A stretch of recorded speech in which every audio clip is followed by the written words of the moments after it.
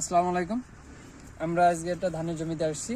এই জমিটা হচ্ছে আমাদের উপসি জাতের একটা ধান, এবং এখানে যেই জন্য আসছি আমরা মূলত হচ্ছে আমাদের এই ধানের জমিতে নেক ব্লাস্ট আক্রান্ত হয়েছে।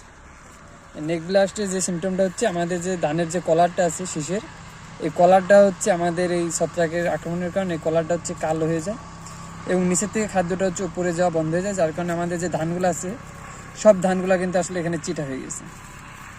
তো নেক ব্লাস্ট হলে কিন্তু ফলনের আমাদের মারাত্মক রকমের ক্ষতি হয়।